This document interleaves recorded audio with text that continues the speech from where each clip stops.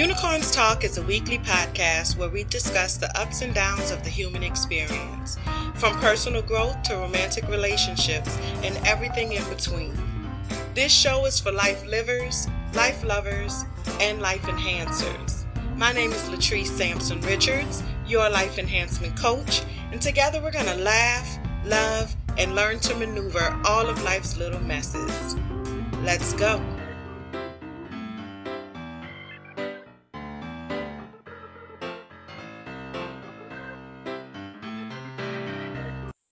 Hey everybody, it's Latrice Sampson Richards here. I am a licensed professional counselor and a certified life purpose and relationship coach for Black women who are ready to heal from their past and build the future that they deserve. And you are tuned in to episode 31 of Unicorns Talk podcast.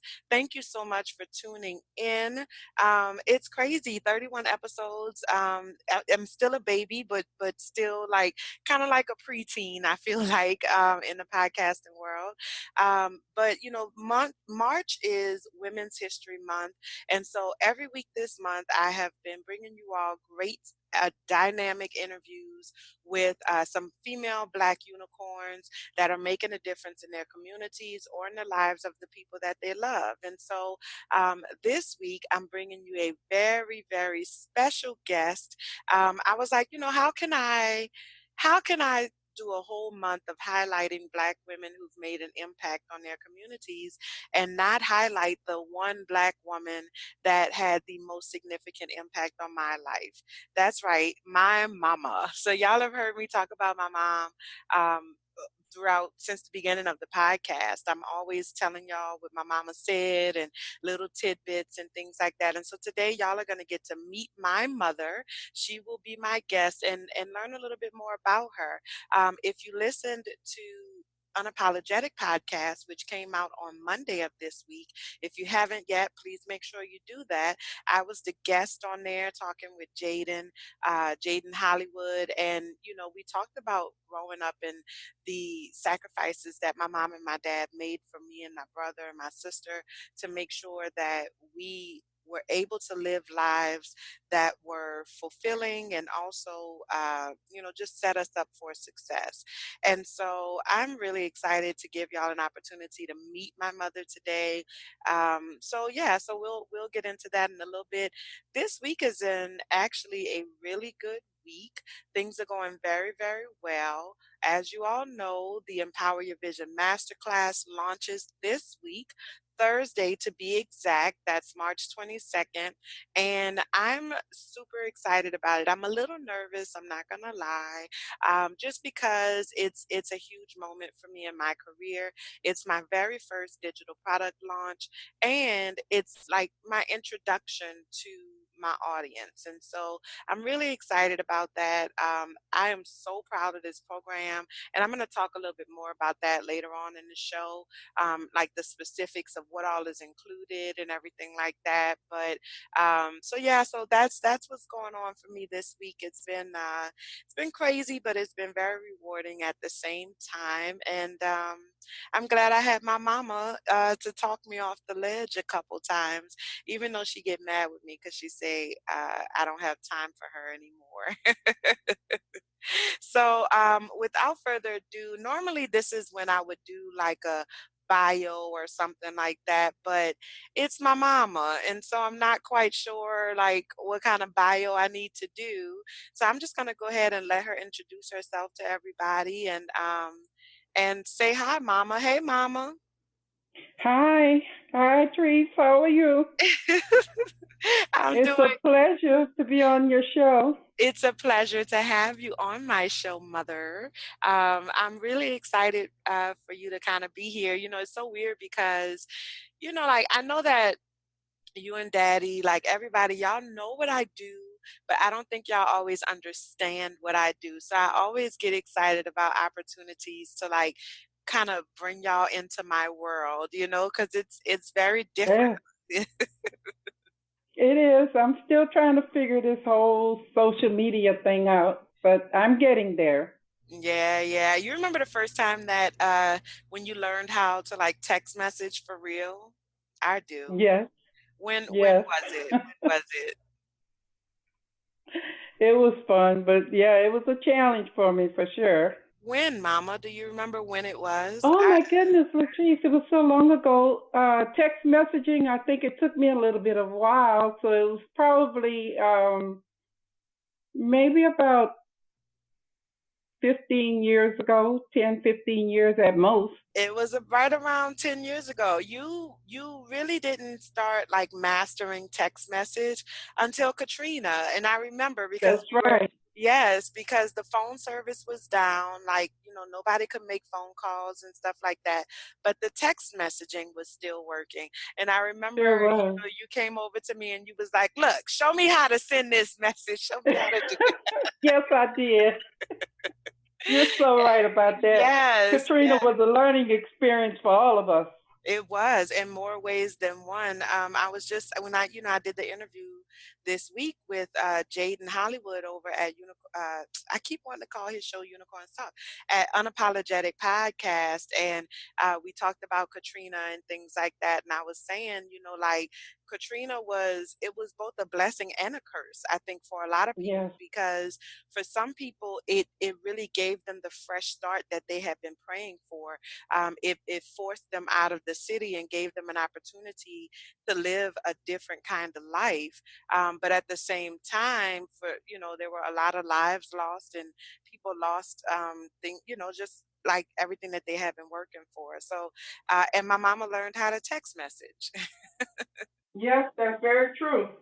Okay, so I wanted to give you a chance to like talk to everybody, introduce yourself, and just tell them a little bit about who you are and where you're from and all that good stuff.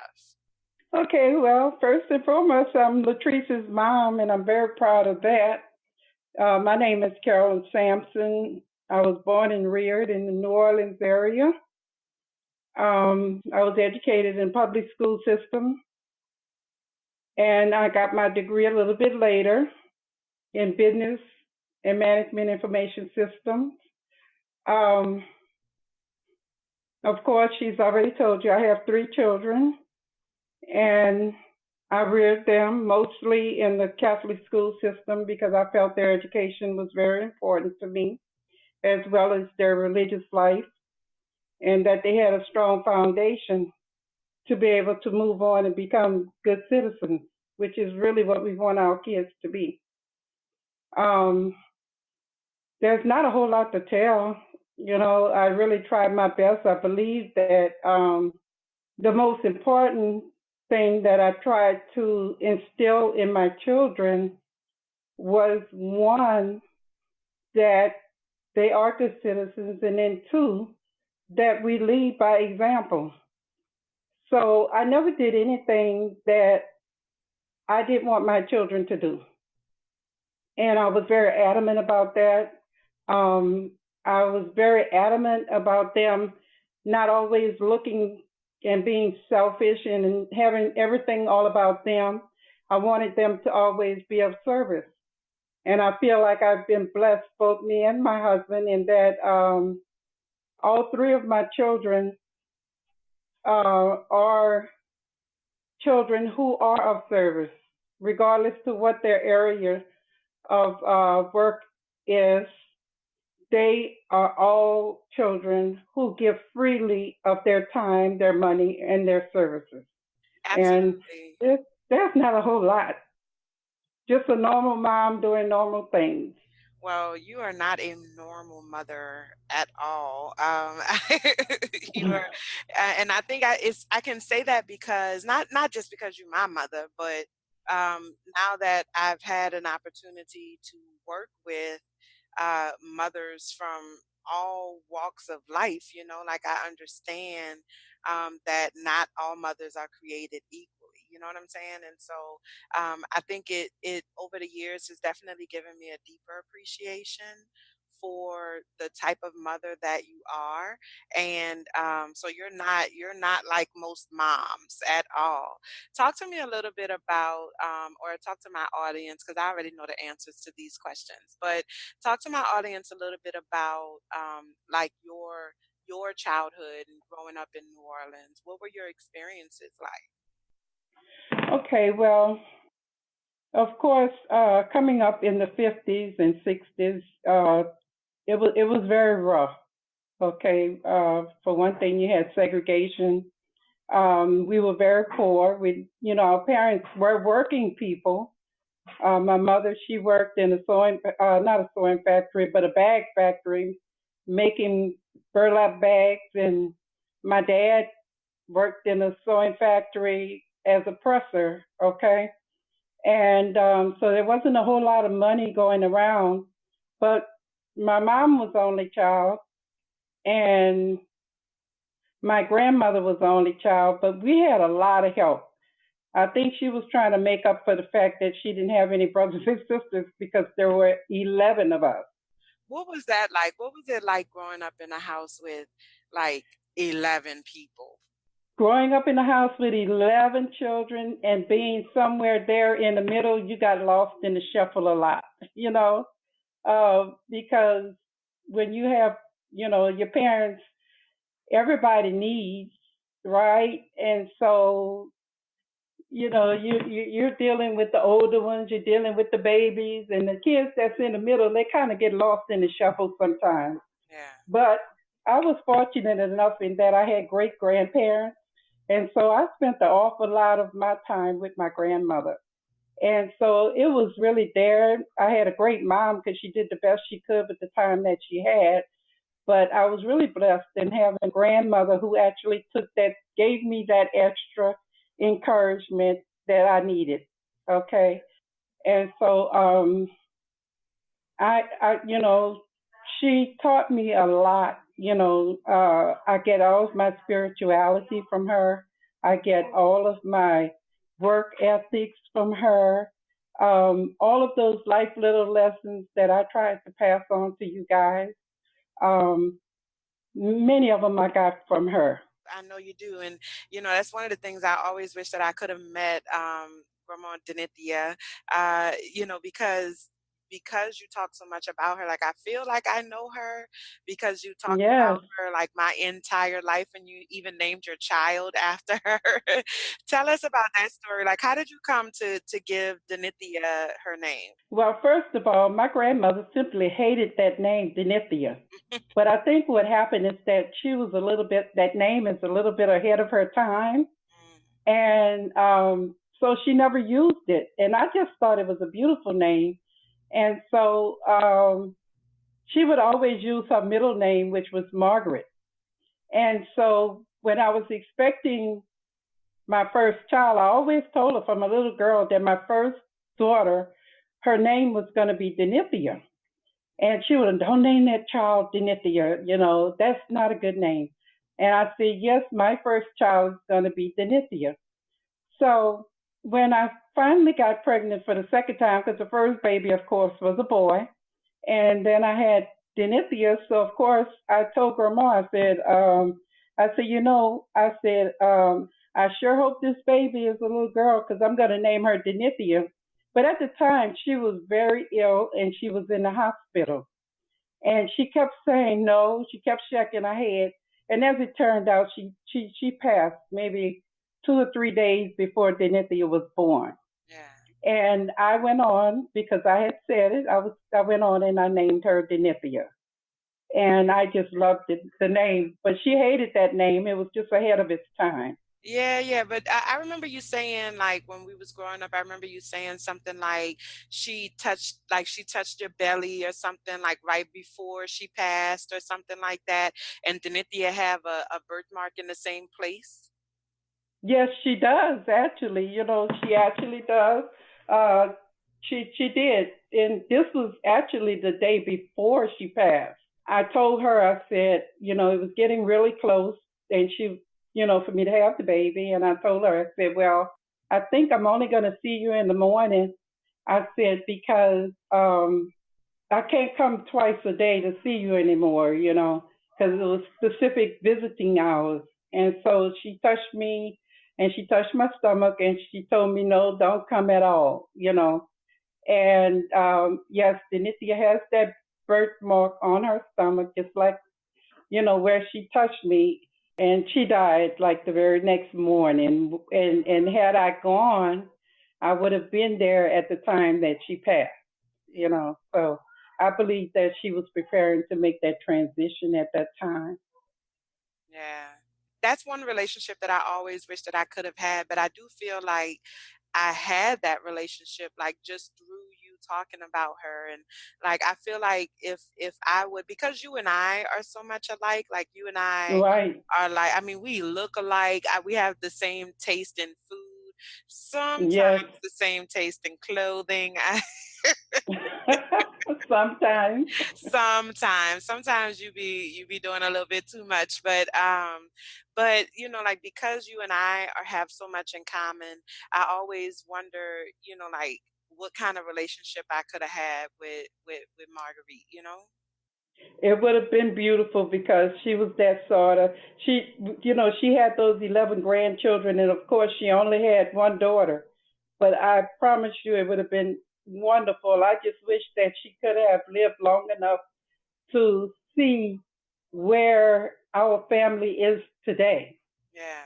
I can see her now being so proud of you guys. She was very proud of all 11 of her grandchildren, and she was the type that, when Easter came, then we would run to the mailbox and and everybody had an Easter card. She actually took the time to get a special card for each and every one of us. And so we knew when those cards would come in, or for Christmas or for her birthday or whatever, And for the holiday, we knew that we were going to get these little, the older people know what I'm talking about, but we get these little red and green plaid headscarves and a box of cherry chocolates, and that was the most they can do at that time. But to us, it was like she had given us $1 million, Right. you know. So yeah, you would have loved her to death. I'm sure. I'm sure. One of the things I love about our family is like we use a lot of namesakes, you know, like some of the big names in our family is things like Ernest, Henry is a big name in our family, and Marguerite. And so I know that your oldest sister name was Marguerite. Also, was that after Grandma Dorothea as well? Yes, she was named after after my grandmother as well. And my brother Eugene was named after my grandfather. Oh, I didn't know His that. name was Eugene as well. Yes. So yes, we have a lot of the family. Um, we loved our family. We were taught to have much regard and very much respect for our elders. That was a big deal in our family. Today I think one of the problems, we allowed the young people, some of them, they allowed their children to say, treat elders any kind of way. But these people they are our strength. They are our wisdom. Okay, and so we need to hold them in the highest regard. And sometimes that's not always done. That's not taught. You have to teach children to respect their elders. Yeah, that's so true. That's very, very Because true. you know that one day you're going to get there if you're blessed. So like I said, you lead by example. Well, you absolutely lead by example because watching as as your mother, my grandmother, Grandma Dorothy was going through Alzheimer's and things like that, and like transitioning through the end of life phase. I watched you go up there like almost every day and take care of her. And she used to come. Well, she lived with us for a large portion of time, and she lived with like Auntie Adrian and Auntie Jackie, and like everybody participated in taking care of her. That's right. But the time that she spent in our house is the time that really kind of stands out the most to me because that's the time that I was actually physically present for, And so I That's just right. remember like watching you take care of her and like I'll never forget the day one day in particular that just stands at just stands out to me that I feel like I will never forget this day because Grandma Dorothy, she was feisty, you know what I'm saying? Like she was She was Grandma Dorothy very was, feisty. yeah, like she wasn't like Tyler Perry Medea feisty, but she was feisty. Like she'll snap back at you in a second.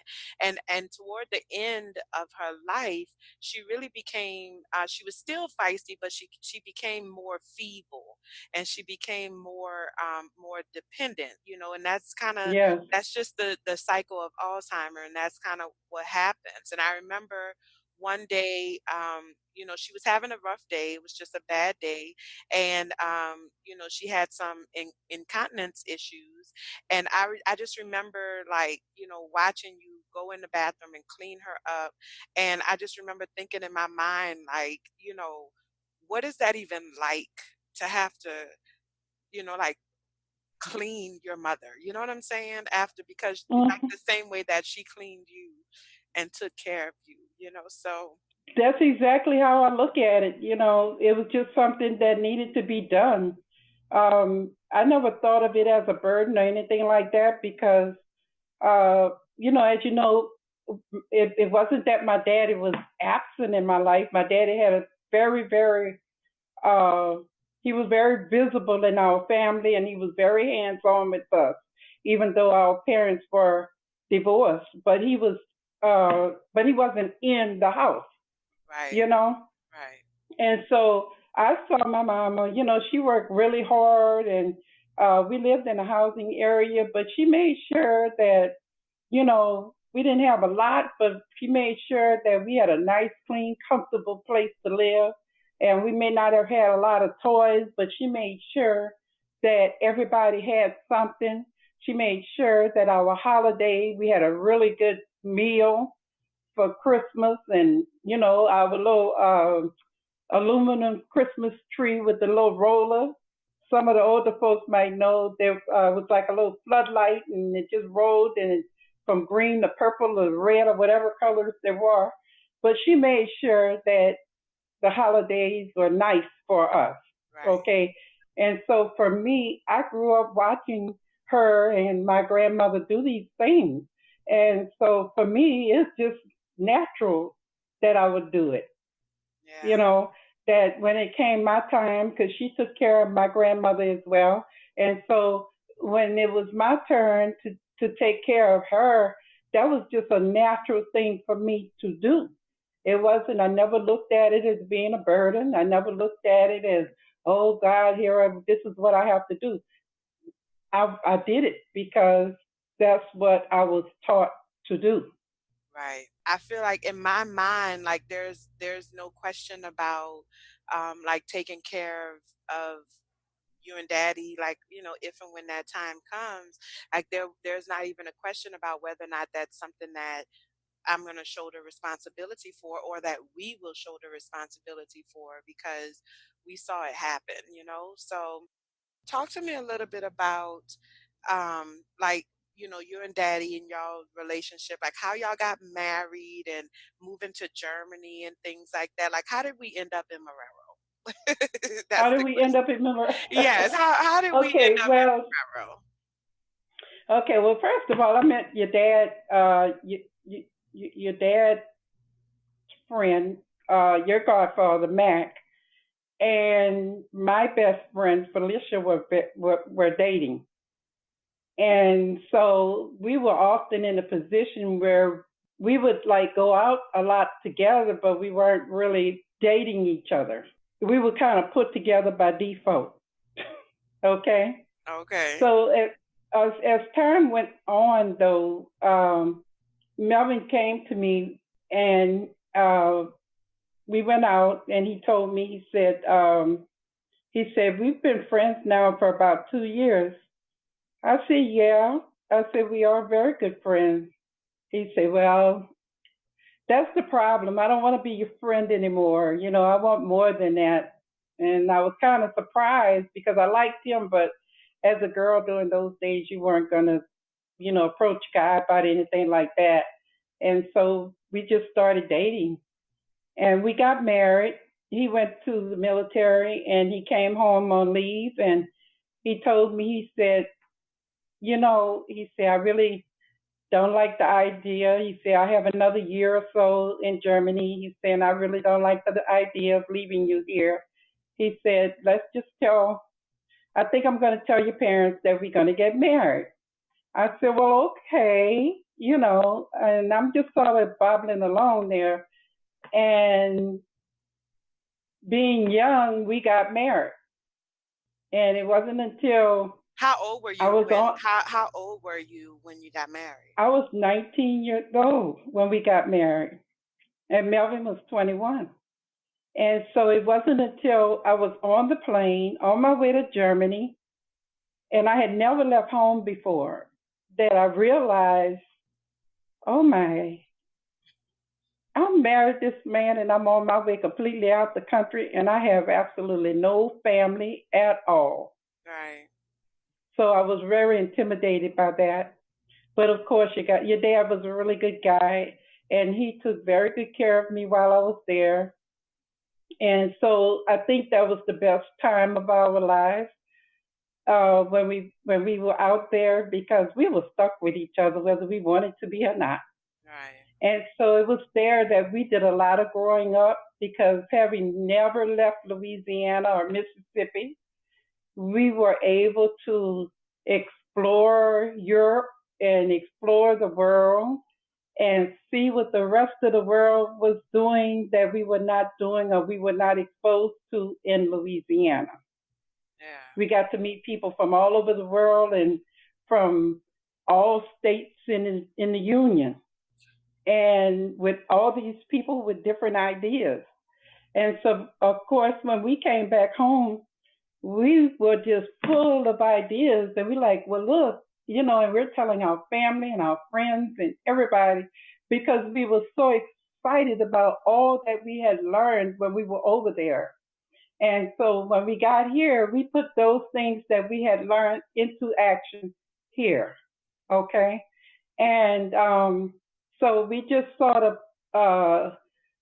we knew that we wanted to buy a home. So he was able to get on at the post office. I got on with the federal government, and we started saving our money and building our lives together. And so we went, the real estate agent, when we were ready to purchase a home, we went and we looked at some houses in Marrero. When we went in there, the lady told us that there were no houses. But it just so happened that the agent that was working with us, he was a lawyer as well. And so okay. He said, so you have no lots available? They said no. And he asked the lady if she was familiar with the fair housing laws, and she said yes. And so he said, well, come on, Mrs. and Mrs. Sampson.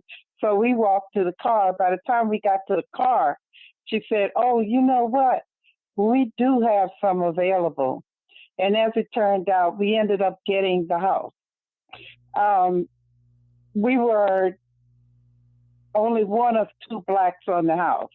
What was it And like for y'all? Like, what was it like for y'all being a young family? Because at this point, you're both still under 25, right? So yes, what was it like for you being a young black family, one little, little black kid, little black baby boy with y'all, and like buying a home and being in really what was kind of like a new world for you? well, it was exciting, yes, because we did something that we never imagined that we would be able to do. That was number one. It was very, very exciting.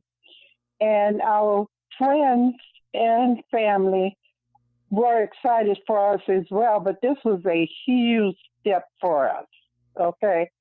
And so we lost a few friends along the way, because at the time, um, like I said, we were trying to tell them all that we learned, and we wanted to share that with them.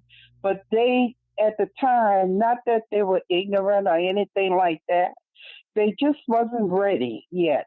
They weren't ready to embrace um, the things that we were telling them, because they just at that point couldn't fathom that at 24, 23, 25 years old, we can own a home, we can have a decent job, we can actually do these things. And so it wasn't so much that they weren't proud of us or they didn't like us. They just really didn't understand what we were doing. Yeah. So what was it about you though that what do you think was different about you that made you be able to wrap your mind around that? Well, both of us had great work ethics, and I've always wanted, that was always my dream, even as a little girl. I knew that the housing project was not where I wanted to live.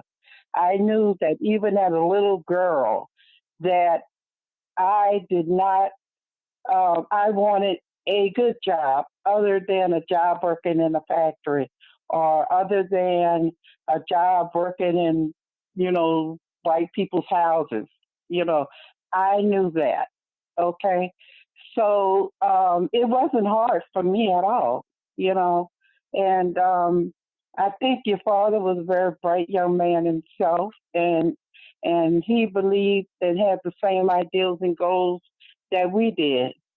So it just confirmed when we went over there. We had ideas of how life could be, but when we went overseas and we actually got a chance to see how life was outside of New Orleans, what normal black folk just like us, young black folk just like us, what they were thinking, and what their goals and objectives were. It just confirmed what we believed that we could do already, if that makes sense.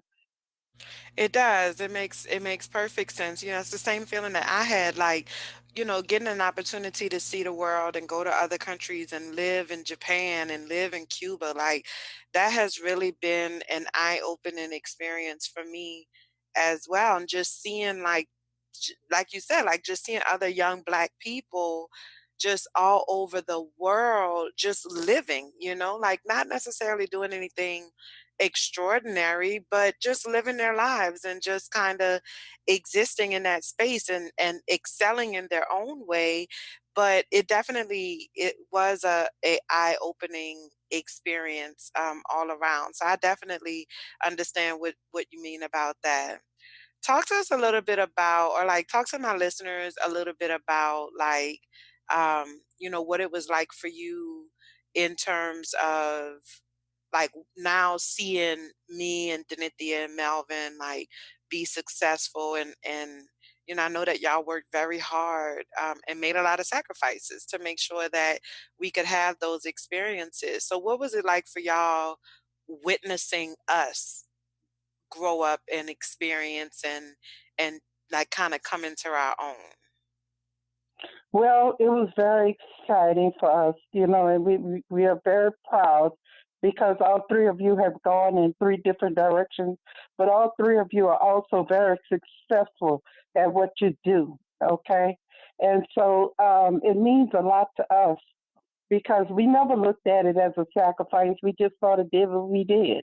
You do what parents do, okay? So we never looked at it as ever being a sacrifice to do things for you guys. We knew that we wanted to raise the bar a little bit, okay? Like I said before, we learned a lot when we went to Germany. And so we definitely knew that we had to, one, make sure that you all had the proper education in place, that you were afforded a chance, and then two, that you had the exposure. You were out there, I made sure that you guys were involved. I made sure that in activities, extracurricular activities, I made education a priority around the house. And so but it wasn't like this big sacrifice for us. We did what we felt that we needed to do at the time that we did it, right? Yeah, absolutely. I think when I say sacrifice, I really just mean like, like it is a sacrifice or it was a sacrifice to like pay for private school and stuff like that. Like I think growing up, people always thought that we had so much money, like people thought we was like rolling, you know what I'm saying? And No, and I used to tell them all the time, no, we no, really not. Like we didn't have like extra stuff, even like outside of school uniforms. Like I always tell people when I got to college, my first year of college, I was looking so chapped running around that campus, not because I didn't have clothes, but I didn't have any kind of trendy clothes, because that's just not what I was used to. Everything I had was summer clothes, because that was all we had, because we wore right. uniforms during the school year. And so I guess when I say, making that sacrifice or that y'all made the sacrifice, I think that's more so what I'm talking about because if y'all, you and daddy, y'all were public service workers, but, y'all made pretty decent money. And if you had not had to pay, however much, $10,000 a year, whatever it was, to put me in private school, then we could have had all of those extra kind of like lavish amenities and things like that. So when I talk about sacrifices, that's the kind of sacrifices that I mean, like, sacrifice a life of luxury in order to like invest that into our education. Yeah, that's true too. But we were happy. We were happy and really, really, really did not look at it like that. Um, we didn't. Yeah, a lot of people thought we were big ballers, and stuff like that. But we weren't. We know about the lights being almost turned off. They weren't exactly turned off, but we stretched the deadlines and we stretched the deadlines on bills and things like that. But at the end of the day, we set priorities. And for us, your education was a priority. Even more than me, I could have had, a bigger car or whatever, a bigger house.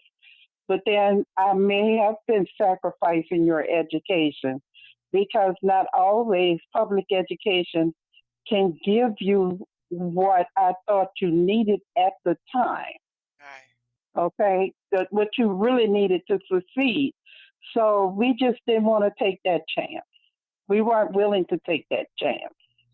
Well, I, for one, am grateful that, that y'all were not willing to take that chance and that y'all put so much energy and effort into just kind of like raising us and taking care of us. And I know that, um, I know we don't necessarily get to say it often, but I definitely feel like I can speak for, myself, Melvin, and Denithia in saying like we genuinely appreciate y'all for it.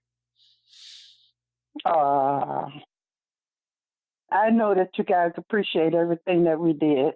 Yeah, I really do. I know that it wasn't necessarily easy, and so I think I can speak for all three of us in saying that, we love y'all and we really do appreciate just all of the effort and the forethought that went into, just from even before any of us were even born, just having the foresight of the life that you wanted to create. Like, our lives started before our lives started, you know what I'm saying? And Exactly.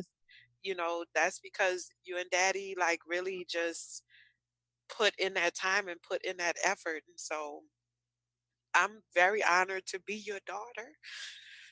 Oh, believe me, it, I am so proud of you guys, and I think I speak for your dad as well.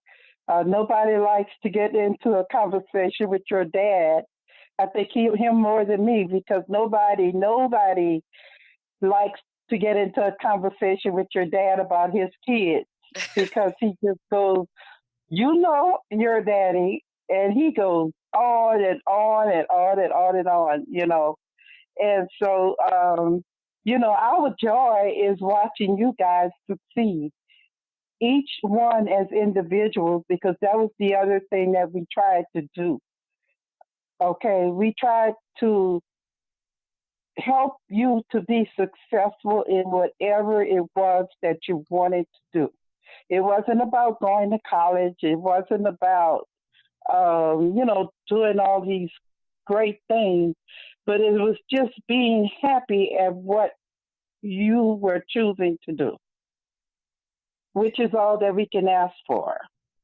And I think that at this point, in our lives, each of us is there, and so thank you for just, being mama, and just being who you are and like teaching us that it's okay to be who we are. And so, it's like I said in the beginning, it's Women's History Month, and I just could not let this month go by without just Thank highlighting you. the number one woman in my life. So I love you, mama. I love you too, and thank you so much for saying that. All right, so I hope that you enjoyed my interview with my mama. Thank y'all so much for listening. If you have not fallen in love with my mother yet, I don't know what the hell is wrong with you. My mother is awesome and amazing, and I really am proud to be her daughter. And I know that my sister feels the same way, and my brother as well. We were blessed to have parents that really put us before themselves more often than not. And they're not perfect, not by a long shot, but nobody in this world is. And so I did get a little choked up, y'all heard, just in expressing my gratitude because, it really is a blessing. I think at this point in my career, I've worked with enough people who don't have that or who didn't have that. And so I do not take for granted that, how important it is to have parents that love you and care about you and all of that good stuff. So that's my mama, y'all. Send her a little shout out if you listen. Make sure you hit her up on Instagram. Well, she's not on Instagram, but let me know, you know what I'm saying? Tell her hey or whatever, and I'll make sure she gets to see it. All right. Coming up next is High Five.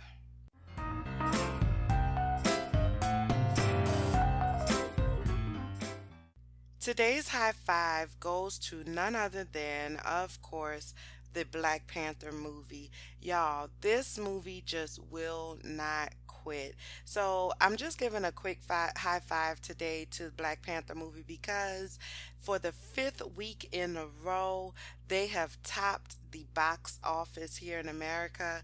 I read an article earlier today on Forbes.com, which was basically saying like they were not expecting Black Panther to have this long of a run, and so they planned all of these major blockbusters like Tomb Raider and stuff like that for like immediately following Black Panther, and so now it's like causing some problems inside the atmosphere of entertainment, because movies that they were expecting to be number one hits are now playing second fiddle to the Black Panther. So high five to the Black Panther cast and crew and just I mean just all of it, y'all. Like it's amazing, and to us, like those of us who continue to see the movie 5 weeks later, like just high five to everybody involved. And yeah, I think that's pretty awesome and amazing. And so high five, okay?